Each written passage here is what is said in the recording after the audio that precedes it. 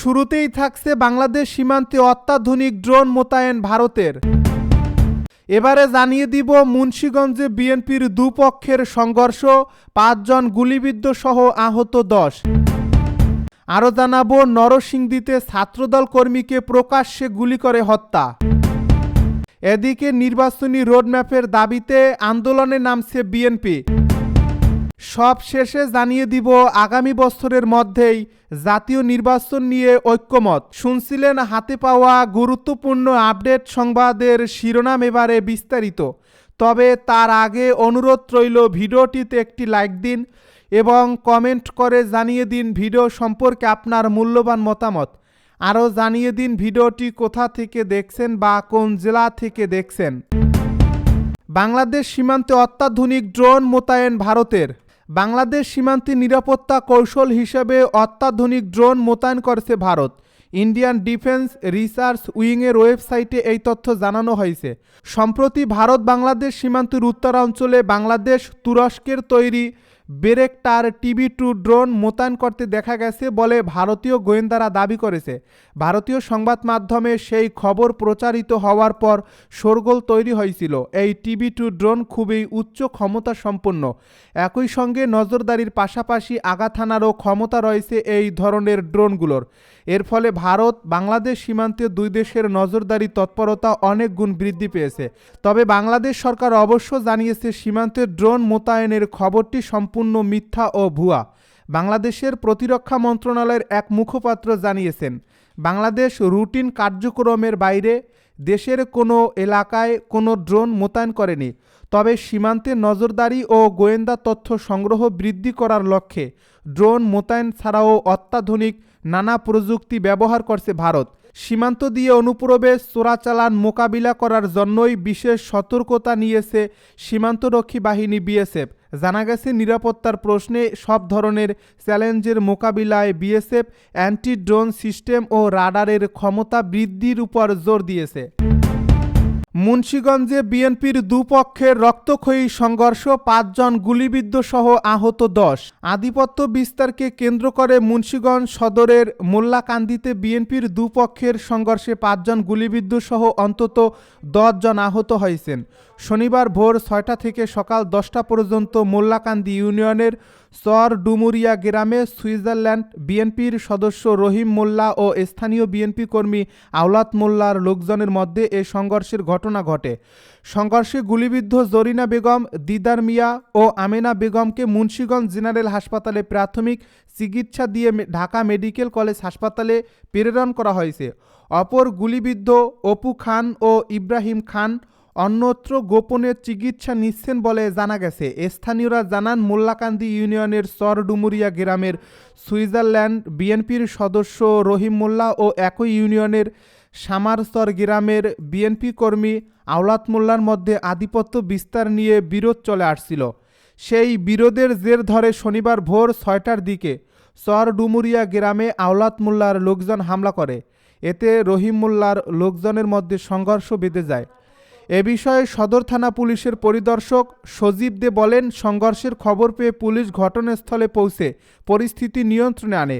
সংঘর্ষে কয়েকজন আহত হয়েছে বলে শুনছি।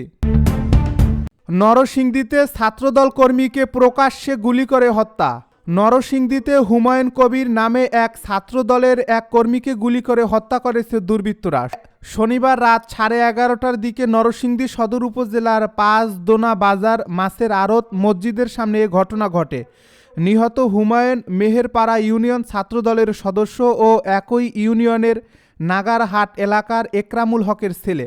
নিহতের ভাতিজা তন্ময় জানান, রাতে ৫ দোনা বাজার এলাকার একটি মাঠে হুমায়ুন সহ কয়েকজন ব্যাডমিন্টন খেলছিলেন। রাত 11টার দিকে একই এলাকার পরিচিত দুই যুবক হুমায়ুনকে কথা বলার জন্য খেলার মাঠের অদূরে ৫ দোনা বাজার মাছের আড়ত মসজিদের দিকে ডেকে নিয়ে যায়। এরপরই গুলির শব্দ শুনতে পান মাঠে থাকা তন্ময় সহ অন্যরা। ওই সময় তন্ময় এগিয়ে গেলে তাকেও লক্ষ্য করে গুলি ছুঁড়ে মোটরসাইকেলে করে পালিয়ে যায় দুর্বৃত্তরা। পরে গুলিবিদ্ধ হুমায়ুনকে নরসিংদী সদর হাসপাতালে নিয়ে গেলে চিকিৎসক তাকে মৃত ঘোষণা করেন।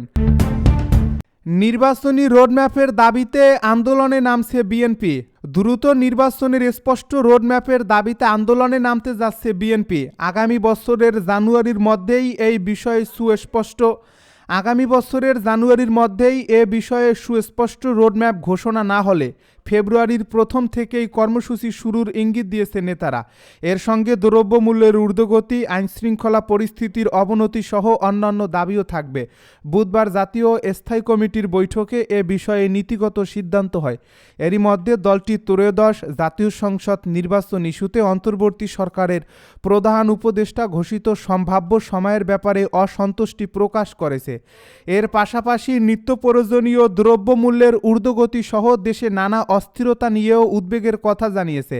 এমন প্রেক্ষাপটে নির্বাচন ও আন্দোলন ইস্যুতে নতুন কর্মকৌশল ঠিক করেছে বিএনপি। এরই অংশ হিসাবে চলমান পরিস্থিতি, নির্বাচন ও মাঠের কর্মসূচির বিষয়ে মিত্র রাজনৈতিক দলগুলোর সঙ্গে ফের বৈঠকে বসছে।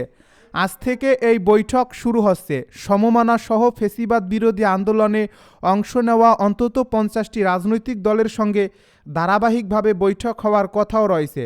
সংস্কার ও জাতীয় নির্বাচনের সময় নিয়ে রাজনৈতিক অঙ্গনে নানা আলোচনা সমালোচনার এই মুহূর্তে মিত্রদের সঙ্গে বৈঠক তাৎপর্যপূর্ণ বলে ধারণা করা হচ্ছে। সংশ্লিষ্ট সূত্রে জানা গেছে এসব তথ্য। এদিকে গত শুক্রবার লন্ডনে গেছেন বিএনপির স্থায়ী কমিটির সদস্য সালাউদ্দিন আহমেদ। সেখানে দলের ভারপ্রাপ্ত চেয়ারম্যান তারেক রহমানের সঙ্গে তার একাধিকবার সাক্ষাৎ হওয়ার কথা আছে। একটি সূত্র জানিয়েছে, সবকিছু ঠিক থাকলে চলতি মাসের শেষে উন্নত চিকিৎসার জন্য বিএনপি চেয়ারপারসন বেগম খালেদা জিয়ার লন্ডন যাওয়ার কথা। এর আগে সালাউদ্দিন আহমেদের লন্ডন সফরও অনেক তাৎপর্যপূর্ণ বলে মনে করছেন সংশ্লিষ্টরা। জানতে চাইলে বিএনপির লিয়াজু কমিটির সদস্য ও দলটির ভাইস চেয়ারম্যান মোহাম্মদ শাহনাজ যুগান্তরকে বলেন, ফ্যাসিবাদ বিরোধী আন্দোলনে অংশগ্রহণকারী রাজনৈতিক দলগুলোর সঙ্গে শনিবার থেকে ধারাবাহিক বৈঠক হবে। নির্বাচন সহ সাম্প্রতিক বিষয়ে গুরুত্ব দিয়ে সেখানে আলোচনা হবে। আগামী বছরের মধ্যেই জাতীয় নির্বাচন নিয়ে ঐক্যমত। আগামী বছরের মধ্যেই জাতীয় নির্বাচন দাবির বিষয়ে বিএনপির সঙ্গে একমত সমমনা বিভিন্ন দল ও জোট। তারা মনে করে প্রয়োজনীয় সংস্কার শেষে 2025 সালের মধ্যেই নির্বাচন অনুষ্ঠান সম্ভব। এতে নানা ষড়যন্ত্র এবং যে কোনো উদ্ভূত পরিস্থিতি এড়ানো যাবে। এক্ষেত্রে সরকারের সঙ্গে সম্পর্কের অবনতি ঘটে এমন কোনো কর্মসূচিতে আপাতত না যাওয়ার সিদ্ধান্ত হয়েছে। গতকাল শনিবার 12 দলীয় জোট, জাতীয়তাবাদী সমমনা জোট ও লেবার পার্টির সঙ্গে বিএনপির বৈঠকে এসব বিষয়ে আলোচনা হয়। বিকেলে গুলশানে বিএনপি চেয়ারপারসনের কার্যালয়ে এই বৈঠক হয়। দেশের রাজনৈতিক অর্থনৈতিক অবস্থা পর্যালোচনা করে পরবর্তী করণীয় ঠিক করতে বিগত দিনে যুগপৎ আন্দোলনে থাকা বিভিন্ন দল ও জোটের সঙ্গে ধারাবাহিক বৈঠক শুরু করছে বিএনপি। এর অংশ হিসেবে এই বৈঠকে বিএনপি মহাসচিব মির্জা ফখরুল ইসলাম আলমগীর, স্থায়ী কমিটির সদস্য নজরুল ইসলাম খান, সেলিমা রহমান ও ভাইস চেয়ারম্যান আব্দুল আউয়াল মিন্টু অংশ নেন। বৈঠকের পর নজরুল ইসলাম খান সাংবাদিকদেরকে বলেন, দেশের রাজনৈতিক অবস্থা, অর্থনৈতিক অবস্থা, জনগণের নানা সমস্যা ইত্যাদি নিয়ে আমরা মত বিনিময় করেছি। এসব জোট ও দল নিয়ে বিএনপি ফ্যাসিবাদের বিরুদ্ধে এক হয়ে কাজ করেছে। এর প্রয়োজনীয়তা এখনও ফুরোয়নি। ফ্যাসিবাদ বিরোধী আন্দোলনে থাকা জোট ও দলগুলোর সঙ্গে ধারাবাহিক বৈঠকের পর কোনো সিদ্ধান্ত হলে তা গণমাধ্যমকে পরে জানানো হবে। 12 দলীয় জোটের সমন্বয়ক জাতীয় পার্টির চেয়ারম্যান মোস্তফা জামাল হায়দার বলেন, আগামী দিনের কর্মসূচি কী হওয়া উচিত তা নিয়ে কথা বলেছেন, কিন্তু কোনো চূড়ান্ত সিদ্ধান্ত হয়নি। সূত্র জানায়, বৈঠকে বিএনপির পক্ষ থেকে জাতীয় নির্বাচন কোন সময়ে হতে পারে সে বিষয়ে নেতাদের কাছে মতামত জানতে চাওয়া হয়। এসব জোট ও দলের নেতারা জানান, সংসদ নির্বাচন কোনোভাবেই 2025 সাল অতিক্রম করতে পারে না। এই সময়ের মধ্যে নির্বাচন না হলে দেশে অস্থিরতা বাড়বে। পতিত ফ্যাসিবাদের দোসররা আরও শক্তি সঞ্চয় করে গভীর ষড়যন্ত্র করবে। এতে দেশ ও জাতির বড় ধরনের ক্ষতি হবে।